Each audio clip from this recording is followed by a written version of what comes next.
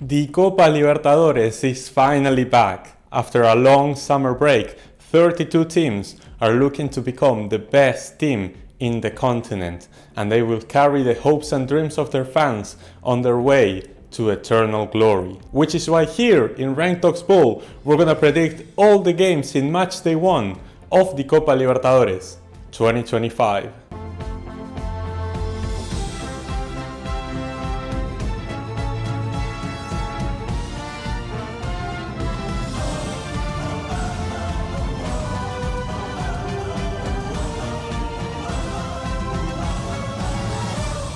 The reigning champions Botafogo have to travel away to Santiago to visit Universidad de Chile. Now, Botafogo may be defending champs, but they are miles away from being the team that lifted the trophy last year. Their coach left, Junior Santos and Luis Enrique were sold, as well as Thiago Almada being loaned out to their brother club, Olympique Lyon. And in their last 6 games, they've recorded 1 draw and 5 losses, including a demolition in the Super Cup against Racing Club, and being eliminated in the first round of their state championship. UD Chile, meanwhile, sits 7th in the Chilean League after 5 match days, with 2 wins, a draw and 2 losses. They have players with national team experience like Marcelo Diaz and Charles Aranguiz, as well as 2 very dangerous strikers in Leandro Fernandez and Lucas Di Lloro. Neither team really convinced me, which I think this game could end in a draw.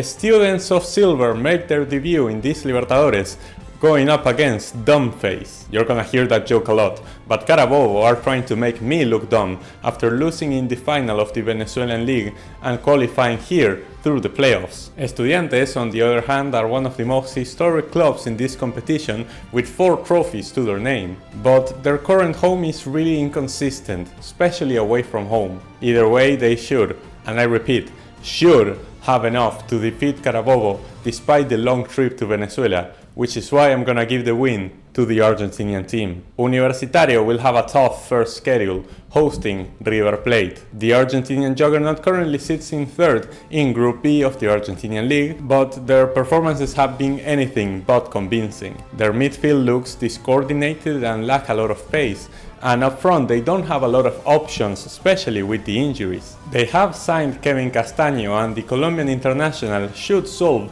many of their midfield issues. Universitario have won the last 3 Peruvian league titles, establishing their dominance in the region. However, Peru's league is one of the weakest in South America, and we'll have to see how Universitario face this game from a mental point of view. However, if there is any time for them to beat a team like River Plate, I think it's now, which is why, yes, I'm gonna give the win to Universitario. An all-Ecuadorian clash shows up in Group B between Barcelona and Independiente del Valle. We've talked plenty about IDV and their amazing scouting and training facilities for young talent and how that's helped them become an international threat in recent years. But the Copa Libertadores always seems to be a stretch too far for them. On the other hand, the most popular club in Ecuador currently sits top of the table after 5 match days with 4 wins and a single loss. That one loss, however, was to Independiente del Valle, a 4-0 demolition at their own stadium. The head-to-head in recent times does favor Independiente, but I doubt that the most elegant manager in the world, Segundo Castillo, allows his team to lose at home again, which is why I think this game will end in a draw. A team currently living the dream is Central Córdoba, and they will begin their journey hosting Liga de Quito.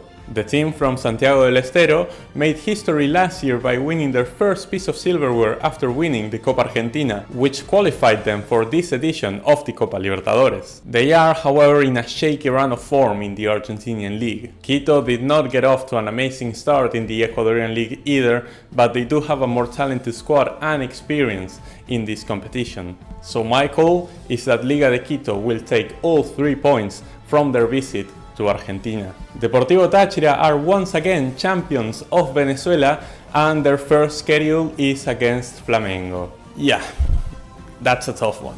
Even with the injuries of Danilo, Matias Viña, Georgian de Arrascaeta and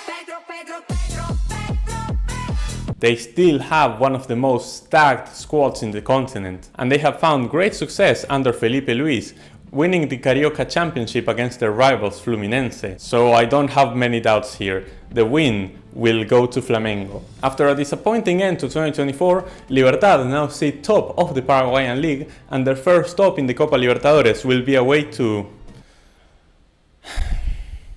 Alianza Lima. The Peruvian side, who were a laughingstock for the last 15 years, have now done the unthinkable, progressing through all 3 playoff rounds, beating strong competition on the way, including 6-time Copa Libertadores champions, Boca Juniors. The team led by Pipo Gorosito has a bunch of national team players in their squad: Guillermo Vizcarra, the goalkeeper for Bolivia, Miguel Trauco, Carlos Zambrano and Paolo Guerrero for Peru, and they have a second striker over 40 years old in Hernán Barcos, although their most threatening forward in my opinion is Kevin Quevedo. Funnily enough, Libertad also has 2 strikers over 40 years old, Paraguay legends Roque Santa Cruz and Oscar Cardoso. Both teams are coming into this game in amazing form, and Alianza Lima finally have some hope of not embarrassing themselves in the group stage. But I don't think they'll have enough for a win here, which is why I predict this game to end in a draw. Our first Argentina versus Brazil matchup takes place in Córdoba as Talleres hosts Sao Paulo. Talleres were one of the most consistent teams in Argentina last year. Well, I guess they are still consistently average. In fact, in their last 8 games, they have registered a whopping 7 draws, which currently sees them out of the playoff slots in their group. Sao Paulo, on the other hand, lost in the semifinals of the Paulistao against Palmeiras and won't count with either Lucas Moura or Pablo Maya, as they are both injured. Even with those losses, I don't think that Talleres has enough firepower to go up against Sao Paulo, and while they'll give a tough battle at home, I think that the Brazilians will narrowly take the victory here. Colo-Colo returned to the Copa Libertadores, and in their first game they have to travel away to an unknown Atlético Bucaramanga. This will only be the second appearance for the Leopards in the Copa Libertadores after they participated in the 1998 edition, where they reached the round of 16. Bucaramanga are another club that had recently won their first trophy after clinching the Colombian League earlier last year. However, they are currently sitting in mid-table, similar to Colo-Colo, who after losing a few key players are struggling in their attempt to defend the title. Both teams look incredibly mid at the moment, and I don't feel good trusting either of them, so I will predict this one to be a draw. One of the best games in the group stage will be this Fortaleza against Racing Club. Racing are coming into this game with huge momentum. After winning the Copa Sudamericana last year, they thrashed Botafogo in the Super Cup, winning 2 international trophies back to back. Now their objective is the Libertadores, and it starts against Fortaleza. The team managed by Voivoda has recently been a threat in CONMEBOL, but they are yet to make a splash in the Copa Libertadores. This seems to be a great opportunity. They have some very talented players like Kevin Andrade from Venezuela, Marinho in the attack, and fan favorite Iago Pikachu. And recently they've signed one of the best players of last year's edition, Daverson.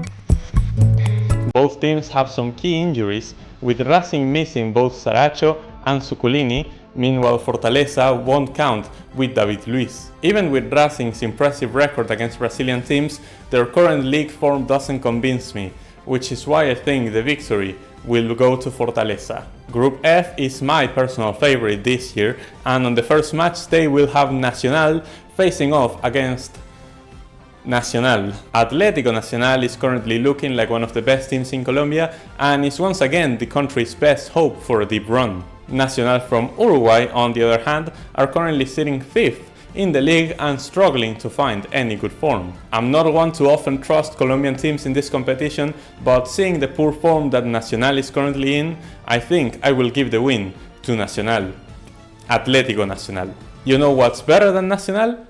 Internacional, who will be playing against their fellow countrymen Bahia. Inter have recently won the state championship against their fierce rivals Gremio with a goal from Ener Gaudencia. who will surely be one of their main threats up top. Bahia, on the other hand, after barely surviving relegation in 2023 and dooming Santos to such a horrific fate, put up an amazing performance in 2024 to qualify into this year's edition of the Copa Libertadores. However, the head-to-head is not in favor of Bahia, and with their stronger squad, I think that Internacional will be the one to take the win. A very interesting match takes place in Group G between Cerro Porteño and Bolívar. Two staples of this competition, Bolívar has been the best Bolivian team by far and have managed to make the knockouts twice in a row. Meanwhile, Cerro Porteño, after a disappointing campaign in 2024, have shown a very dominant performance in the playoff to make it into this group. So dominant in fact that, considering that this game will take place at sea level,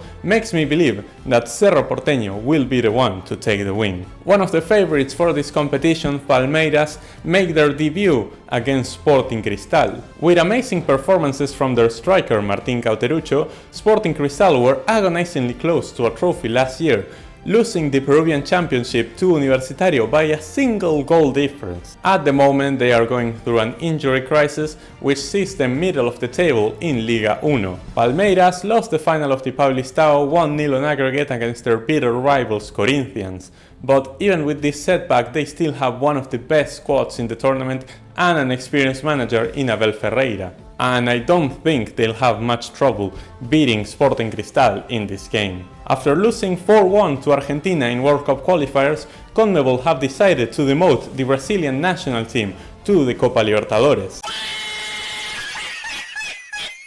Okay, that one isn't true, but it's hard not to see the similarities between Brazil's badge and the one of Bolivian side, San Antonio Bulo Bulo. So much bulo you have to say twice. San Antonio took CONMEBOL by storm last year after winning the Bolivian Championship out of nowhere in their first ever year in the top division. And they did it ahead of giants like Bolívar, Always Ready, the strongest, heck, even Blooming and Oriente Petrolero should have had a better shot. Consider this the Leicester of Bolivia.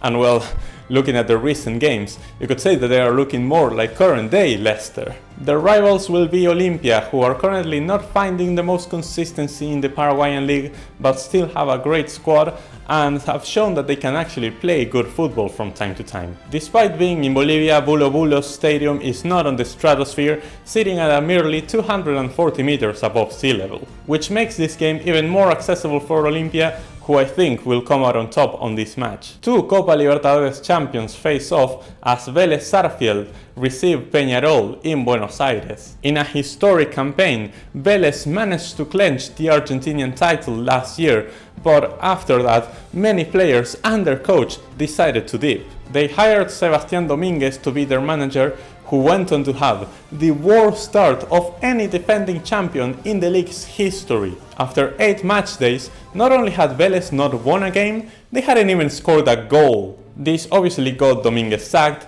and now they are managed by Guillermo Barros Esqueloto, who has recently managed Paraguay, and it hasn't been the best of starts for him either. Peñarol, however, are in a difficult situation themselves. After making the semifinals in the Libertadores last year, Peñarol now sit in 10th place in the league and have now only recently broken a streak of 6 consecutive games without a win. Their biggest win came in the transfer window when they managed to hold onto Leo Fernandez, but will he be enough for this game? Well, both teams look incredibly mid at the moment, so you know what that means. I predict this game to end in a draw. Ahead of this year's prediction, let's recap how I did last time around. In the previous edition, I managed to correctly predict the outcome of 70 games, while I got 53 of them wrong. So in 2025, my goal will be to best my last year's self and get over 70 games right. Anyway, I hope that you have enjoyed this video. Remember to like, comment your thoughts down below and subscribe to not miss out on any more Copa Libertadores content. I'll be seeing you all next time.